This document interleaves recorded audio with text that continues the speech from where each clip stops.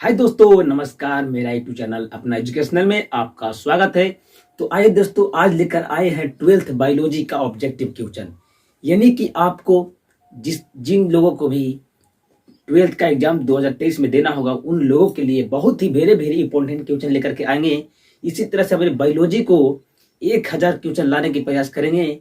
यानी कि मेरा वीडियो आप टोटल देख लेते हैं बायोलॉजी का, यानी कि 1000 ऑब्जेक्टिव आप देख लेते हैं, यानी कि आपको कहीं से भी आपको एग्जाम में पूछेगा, यानी कि आपसे कोई उससे फर्क नहीं पड़ने वाले हैं। आप 35 में 35 मार करके आइएगा, ठीक है।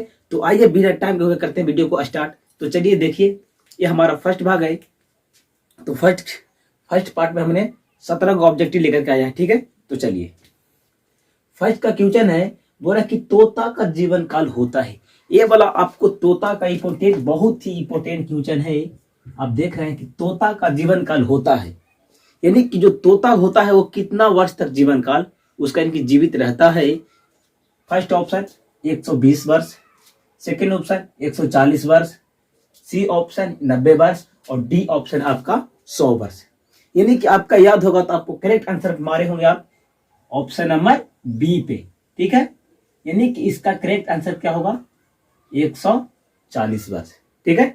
यानी कि तोता का जो जीवन काल होता है वो होता है 140 वर्ष, ठीक है। चलिए, फर्स्ट क्वेश्चन आप सही हो गया होगा। चलिए, दूसरा बोला कि मासिक चक्र किन जीवों में होता है। ये आपको याद होना चाहिए कि मासिक चक्र किन जीवों में होता है। मासिक चक्र का मतलब होता है जो ऋतुस्राव होता है वो, यानी कि वो किन जीवों में होता है, जो 1 मंथ के बाद आता है उसका किन जीवों में आता है, ठीक है। जो आता है आपको ऑप्शन सुनिएगा। फर्स्ट ऑप्शन गाय, बी ऑप्शन आपका बांदर, सी ऑप्शन आपका कुत्ता और डी ऑप्शन आपका इनमें से कोई नहीं, ठीक है। अगर याद होगा तो आप जो ऑप्शन जो मारे होंगे वो आपका ऑप्शन बी, यानी कि जिसका कौन सा ऑप्शन होता है बी होता है, यानी कि बांदर में होता है। और किन जीवों में होता है, कपी में होता है और मनुष्य में होता है। यानी कि जो मासिक चक्र होता है वो ओनली 3 जीवों में होता है, पहला मानव, दूसरा कपी और तीसरा बांदर। यानी कि कपी को हम लोग चिंपैंजी के नाम से जानते हैं, ठीक है। चलिए, आपका दूसरा कंप्लीट हुआ। अब आते हैं तीसरा के पास। चलिए, बोला कि मानव युग्मक में, किचन देखिएगा, मानव युग्मक में गुणसूत्र की संख्या होता है। यानी कि मानव युग्मक, अब मानव बोल देते हैं नर हो या तो फिर मादा हो, ठीक है। नर युग्मक क्या होगा, शुक्राणु, और मादा युग्मक क्या होता है, अंडाणु। यानी कि जो अंडाणु होता है वो क्या होता है, द्विगुणित होता है कि अगुणित होता है। तो जो नर युग्मक और मादा युग्मक होते हैं वो अगुणित होते हैं। अगुणित का मतलब आधा, यानी कि आधा हुआ तो कितना हो जाएगा, 23। यानी कि इसका ऑप्शन नंबर करेक्ट हो जाएगा आपको ए। यानी कि जो मादा युग्मक में मानव युग्मक में शुक्राणु की संख्या होती है जो आपको 23 होता है, ठीक है। चलिए, तीसरा कंप्लीट। अब आते हैं चौथा के पास। चलिए, बोला कि अंडाणु बनने की प्रक्रिया को क्या कहते हैं। यानी कि अंडाणु बनना शुरू हो गया तो उस प्रक्रिया को हम क्या बोलते हैं, ठीक है। तो आइए ऑप्शन देखते हैं फिर से। बोला कि शुक्राणु बनने की प्रक्रिया को क्या कहते हैं, यानी कि अंडाणु जो है, अंडाणु बनने की प्रक्रिया को क्या कहते हैं। यानी कि जो अंडाणु बनना शुरू हो गया है तो उस प्रक्रिया को हम लोग क्या बोलते हैं। ऑप्शन सुनिएगा। फर्स्ट ऑप्शन है आपका अंडजनन, दूसरा है अंडाशय और तीसरा है अंडोत्सर्ग और चौथा है आपका सभी। चलिए, सबसे पहले हम देखते हैं अंडजनन। अंडजनन हो सकता है, ठीक है। चलिए आगे देखेंगे। अंडाशय, अंडाशय तो होगा ही नहीं, यानी कि क्या हुआ, आपका कटकुट हो गया, खेला खत्म। जब एक खटकुट हो गया अंडाशय तो आपका जो सभी वाला है ये भी क्या हो जाएगा, खत्म, ठीक है। अब बचा क्या, अब 2 बचा। कौन कौन बचा है, अब पहला बचा है अंडाशय अंडजनन और दूसरा बना है अंडोत्सर्ग। चलिए, और जो अंडोत्सर्ग बोलते हैं, यानी कि जो अंडाशय से अंडा मोचित होता है, अंडाशय से अंडा मोचित होता है उसको बोलते हैं अंडोत्सर्ग। यानी कि आपका ये भी क्या हो गया, कैंसिल हो गया। यानी कि आपका जो करेक्ट आंसर बचा है वो आपको बचा अंडजनन। यानी कि अंडजनन, जो अंडाणु के बनने की प्रक्रिया को हम लोग बोलते हैं अंडजनन, ठीक है। चलिए, आपका 4 नंबर कंप्लीट हो गया। चलिए, अब आते हैं 5। चलिए, बोल रहा है कि उभयलिंगी प्राणी है। उभयलिंगी, उभयलिंगी की मतलब होता है उसमें दो लिंग के, एक ही जीव में दो लिंग उपस्थित होते हैं, उसे हम उभयलिंगी बोलते हैं। ठीक है, तो चलिए ऑप्शन देखते हैं। मुर्गी, ये तो ऐसा ही खत्म हो गया क्योंकि एगो मुर्गा एगो मुर्गी होता है, कैंसर। चलिए, सांप, ये भी खत्म हो गया। जब ये दोनों खत्म हो गया तो ये बोला दोनों, तो ये भी खत्म हो जाएगा। यानी कि जो उभयलिंगी प्राणी होता है वो होता है आपको केंचुआ।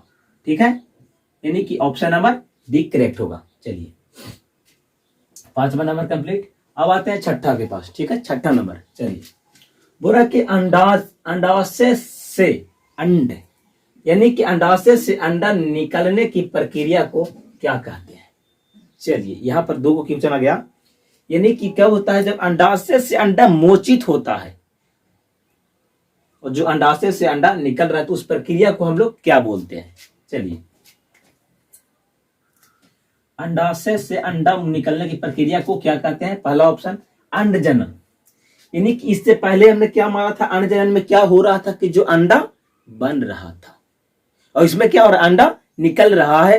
तो जब अंडा बनता है तो उसको क्या बोलते हैं, अंडजनन। तो क्या यहाँ अंडा बन रहा है, नहीं, अंडा बन के रेडी हो रहा है, अंडा जो वहां से निकल रहा है, यानी कि अंडजनन आपका क्या हो जाएगा, खत्म। चलिए, और फिर सी में फिर देखते हैं, बी वाला है अंडोत उत्सर्ग। अंडोत उत्सर्ग मतलब ये हो सकता है, तो इसको आगे चलते हैं। सी में देखेंगे शुक्राणुजनन। शुक्राणुजनन जब अंडाशय की बात किया है तो ये तो होता है ओनली मादा में, तो नर वाला कहां से आ जाएगा, यानी कि ये भी आपको क्या हो जाएगा, कैंसर। ठीक है, अब बच्चा कौन, बी वाला। बी वाला क्या है, अंडोत उत्सर्ग, यानी कि आपको करेक्ट आंसर अंडो उत्सर्ग ही होगा। ठीक है, यानी कि ऑप्शन नंबर बी। चलिए, छठा नंबर समाप्त हुआ। अब आया 7वां नंबर। चलिए, मुकुलन द्वारा जनन किसमें होता है। मुकुलन, चलिए, मुकुलन के मतलब होता है कि एक पौधा किसी भी भाग से वहां से कण निकल जाता है। ठीक है, उसे बोलते हैं मुकुलन, यानी कि अकुरना। चलिए, पहला ऑप्शन देखेंगे, पेनिसिलियम, ये आपका खत्म। बी होता है पैरासियम, ये भी खत्म। और जब ये दोनों खत्म हो गए, जब दो को खत्म हो गया, तो आपका डी वाला जो बोल रहा है सभी है, ये भी क्या हो जाएगा, खत्म हो जाएगा। तो आपको बचा क्या, इट्स, यानी कि सीधा करेक्ट आंसर। यानी कि जो मुकुलन द्वारा जनन किसमें होता है, तो आपको होता है इट्स में। यह भी आपको वेरी वेरी बहुत इंपॉर्टेंट क्वेश्चन, ये बहुत पूछा जाता है। ठीक है, चलिए, अब आते हैं 8वां नंबर। चलिए, बोल रहा है कि बिना निषेचन के फल, देख सुनिएगा, बिना निषेचन के फल निर्माण क्या कहते हैं। यानी कि विदाउट निषेचन का ओनली फल का निर्माण हुआ है, ना कि बीज का निर्माण हुआ है। ठीक है, यानी कि ओनली क्या हुआ है, इसमें फल का निर्माण हुआ है, बीज का नहीं होता। ऑप्शन सुनिएगा। चलिए, असंग जनन, अनिषेक जनन, और आपका सी ऑप्शन हो गया अपयुग्मक बात। यानी कि इसका जो करेक्ट आंसर होगा, यानी कि जो बिना निषेचन के फल बनता है वो क्या कहलाता है। चलिए, यानी कि फर्स्ट ऑप्शन आप देख रहे हैं कि असंग जनन, इसमें भी क्या होता है, विदाउट निषेचन के फल बनता है। अनिषेक जनन में, इसमें भी विदाउट निषेचन के फल बनता है। अब इसके दोनों में कंफ्यूज क्या हो जाएगा, लेकिन एगो में क्या होता है, बीज बनता है, और एगो में बीज नहीं बनता है, और जिसमें बीज नहीं बनता है उसको बोलते हैं असंग जनन, यानी कि इन द राइट आंसर। चलिए, यानी कि बिना निषेचन के फल मिलता है असंग जनन। चलिए, आपका 8वां नंबर कंप्लीट हो गया। अब आता है 9वां नंबर के पास। चलिए, बोला कि इनमें से कौन आभासी फल होता है। यानी कि जो आपको 9वां नंबर क्वेश्चन बोल रहा है कि इनमें से कौन आभासी फल है। आभासी फल के मतलब होता है झूठा, यानी कि विदाउट निषेचन के जो फल बनता है, यानी कि फल का निर्माण किससे होता है, निषेचन तो हुआ, लेकिन फल का निर्माण किससे होता है, अंडाशय से। लेकिन उसमें जो फल बनता है वो विदाउट अंडाशय का बनता है। निषेचन तो होगा लेकिन विदाउट अंडाशय का। चलिए, और यानी कि ऐसा कौन सा फल है जो आभासी फल है, जो विदाउट अंडाशय से नहीं बना है। तो ऑप्शन सुनिएगा, फर्स्ट आम, केला, सेब और अंगूर। यानी कि जो आपको आभासी फल होता है वो आपको होता है सेब। ठीक है, यानी कि आप आपको याद करके रखिएगा। एक सेब होता है, एक नाशपाती होता है, एक स्ट्रॉबेरी होता है और एक आपको काजू होता है। यानी कि 4 गो है जो आपको आभासी फल होता है। फर्स्ट कौन हो गया आपको? सेब। सेकंड में क्या आ गया? नाशपाती। थर्ड में क्या आ गया? काजू। और फोर्थ में आ गया आपको स्ट्रॉबेरी। यानी कि ये चारों फल है जो आभासी फल है, विदाउट अंडाशय के बने हुए हैं। ठीक है, चलिए, यानी कि इसका क्या आंसर हो गया? आपको सी राइट आंसर हो जाएगा। ठीक है, चलिए, 9वां क्या हो गया? चलिए अब आते हैं 10वां के पास। चलिए, बोला कि अलैंगिक जनन में कितने जीव भाग लेते हैं? ये आपको याद होगा, ये भी बहुत इंपॉर्टेंट क्वेश्चन है। बोला कि अलैंगिक जनन में कितने जीव भाग लेते हैं? अलैंगिक, अलैंगिक में क्या जीव की आवश्यकता होता था? आपको याद होगा, थ्योरी पढ़े होंगे तो। आप एक जीव की आवश्यकता होती है अलैंगिक में। यानी कि इसमें क्या होगा? ऑप्शन नंबर ए में बोल रहा है 1, बी में बोल रहा है 2, सी में बोल रहा है 3 और 4 में बोल रहा है 4। यानी कि इसका एक क्या हो जाएगा? इसका राइट आंसर यानी कि ए।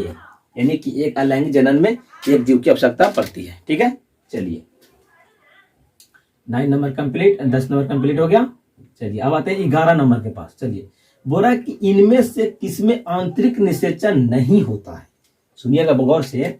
बोला कि इनमें से किसमें आंतरिक निषेचन नहीं होता है? यानी कि वैसा कौन जीव है जो आपको ऑप्शन में दिया होगा, उनमें से ऐसा कौन सा जीव है जिसमें आंतरिक निषेचन नहीं होता है?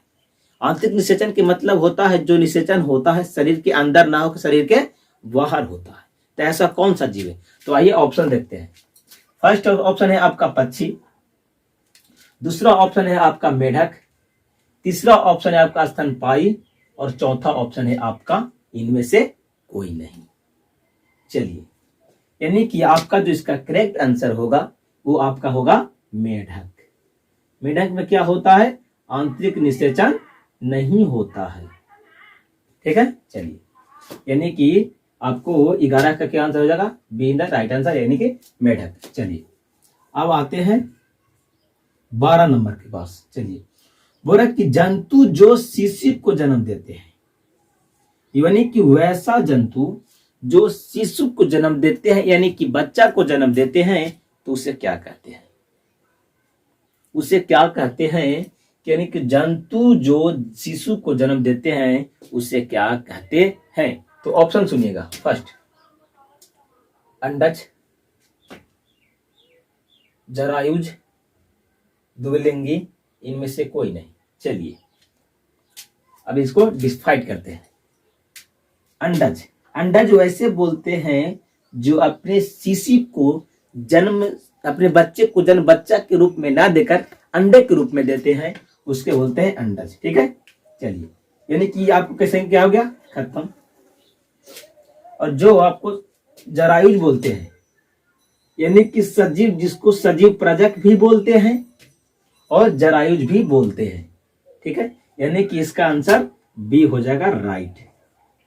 ठीक है, चलिए, यानी कि जो जंतु शिशु को जन्म देते हैं उसको बोलते हैं जरायुज, या तो उसको सजीव प्रजक भी बोलते हैं। ठीक है, इसलिए गड़बड़ाइएगा नहीं। चलिए अब आते हैं 13वां नंबर के पास। चलिए, बोल रहा है कि गैमेट के निर्माण को कहते हैं, यानी कि गैमेट यानी कि आपका गुणमज बन रहा है, जाइगोट बन रहा है, यानी कि गैमेट के निर्माण को क्या कहते हैं?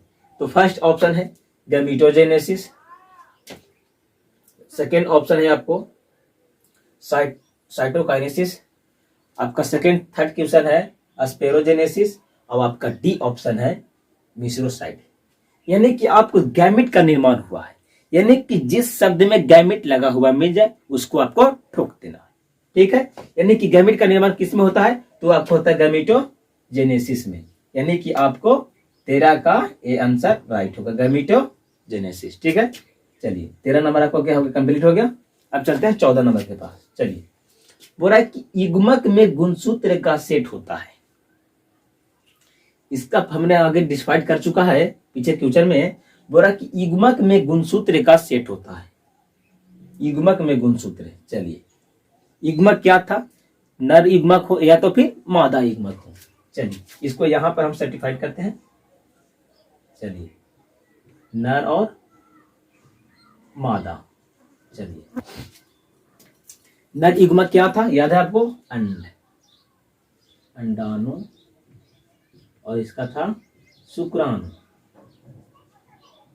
अंडाणु क्या था, अगुणी था, जिसको एन से इंडिकेट करते हैं सिंगल वाला के, और मादा युग्मक भी क्या था, अगुणी, इसको भी एन से इंडिकेट करते हैं। और यही क्वेश्चन हमको बोला है कि युग्मक में गुणसूत्र का सेट होता है, यानी कि आपको कौन सेट दिख गया, 2n दिख गया कि 3n दिख गया कि आपको n दिख गया कि आपको 4n दिख गया।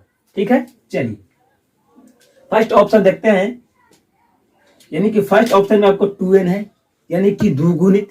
तो युग्मक क्या था, अगुणित था, तो यानी कि ए आपको खत्म हो गया, कट गया। सेकंड क्वेश्चन है त्रिगुणित, जो त्रिगुणित होता है वो आपको भ्रूणपोष होता है, तो आपको यहीं पर ये भी हो गया खत्म। अब आपका आ गया 6 नंबर, 3 नंबर में देखते हैं कि एन लिखा हुआ है, यानी कि जो नर युग्मक था वो अगुणित था, और अगुणित को हम लोग ए से एन से लिखते हैं, ओनली एन, यानी कि इसका C in the right answer. Okay, चलिए आपका 14 नंबर कंप्लीट हो गया। अब आते हैं 15वां नंबर। बोला कि मत चक्र पाई जाती है, यानी कि जो मत चक्र होते हैं वो किन जीवों में पाए जाते हैं। यानी कि जो हमने इससे पहले जो मासिक चक्र देखा था वो हमने देखा था मनुष्य, कपि और बंदर, ये तीनों को छोड़ा करके जितना भी जानवर जंतु मिल जाएंगे आपको, उन सभी में आता है आपको मत चक्र। ठीक है, चलिए यानी कि ऑप्शन देखते हैं इसका, गाय, भेड़, कुत्ता, और इसका क्या आंसर है, सभी। यानी कि इसका जो मत चक्र होगा ये आपको सभी आंसर होगा। ठीक है, यानी कि गाय में भी होता है, भेड़ में भी होता है, और आपको कुत्ता में भी आता है, यानी कि इसका राइट आंसर आपको सही हो जाएगा। ठीक है, चलिए आगे देखते हैं, यानी कि 15 नंबर आपका क्या हो गया, कंप्लीट हो गया। अब देखते हैं 16 नंबर। चलिए बोला कि इनमें से किसे बंगाल का अंतांग कहा जाता है, यानी कि इनमें से किसे बंगाल का अंतांग कहा जाता है। यानी कि बंगाल में बहुत ही आतंकवाद तरह काम कर रहा था, यानी कि लोगों को इतना परेशान कर चुका था, किसान लोगों को, कि बहुत ही उन लोगों को जो फसल हो रहे थे और बहुत पूर्ण रूप से नष्ट हो रहे थे। चलिए पहला ऑप्शन है आगे, दूसरा ऑप्शन है आपका जलकुंभी, तीसरा ऑप्शन है आपको केला, और चौथा ऑप्शन है आपको आम। यानी कि आप पूर्ण रूप से पढ़े होंगे, अभी इनका फर्स्ट चैप्टर, यानी कि आपको मिला होगा जलकुंभी। यानी कि जलकुंभी है जो बंगाल में जो ईस्ट इंडिया कंपनी के द्वारा आया था, जो हमारे बंगाल में खोला गया था 1600 ईस्वी में। ठीक है, चलिए यानी कि आपको 16 नंबर कंप्लीट हुआ। अब आते हैं 17 नंबर। चलिए बोला कि इनमें से कौन उभयलिंगी पादप नहीं है, गौर से सुनिएगा। बोला कि इनमें से कौन उभयलिंगी पादप नहीं है, यानी कि उसमें दो लिंग नहीं है, वो एक लिंगी वाला जीव, एक लिंगी वाला पादप है। तो पहला ऑप्शन क्या है आपको देखते हैं, पपीता। पपीता के हम देखते हैं कि कोई पपीता फलता है और कोई पपीता नहीं फलता है, यानी कि उसमें नर युग्मक अलग है और मादा युग्मक अलग अलग पेड़ पौधे में पाए जाते हैं। यानी कि ये आपको हो सकता है, यानी कि द्विलिंगी नहीं है लेकिन एक लिंगी होगा, यानी कि आपको हो सकता है, इसलिए इसका भी रहने देते हैं। सरसों को देखते हैं कि उसी में क्या होता है, यानी कि सरसों नर युग्मक और मादा युग्मक एक ही में रहते हैं, तो उसी को बोलते हैं उभयलिंगी या तो द्विलिंगी। यानी कि क्या बोल रहा है कि उभयलिंगी नहीं होना चाहिए, यानी कि जो सरसों है आपको उभयलिंगी मिल गया, यानी कि इसको क्या होगा, कटकुट। आगे देखते हैं मक्का में भी क्या होता है, नर युग्मक मादा युग्मक एक ही पौधा में पाया जाता है, तो भी आपको हो गया कटकुट। और आपका डी ऑप्शन है उड़हुल, ये भी क्या हो जाएगा, इसमें भी नर युग्मक मादा युग्मक एक ही पेड़ पौधे में पाते हैं, यानी कि इसका जो करेक्ट आंसर होगा आपको जो होगा पपीता। यानी कि इनमें से कौन उभयलिंगी पादप नहीं है, तो वो आपको हो जाएगा पपीता। ठीक है, यानी कि आपको आज जो 17 ऑब्जेक्टिव देखे आपको एग्जाम के लिए बहुत ही वेरी वेरी इंपॉर्टेंट है। ठीक है, अगर इसी तरह से मेरा 1000 बायोलॉजी का ऑब्जेक्टिव क्वेश्चन देखना चाहते हैं तो मेरे चैनल को करना होगा सब्सक्राइब और वीडियो को करना होगा लाइक और अपने दोस्तों तक जरूर फैलाना। थैंक यू सो मच, मिलते हैं नेक्स्ट वीडियो में।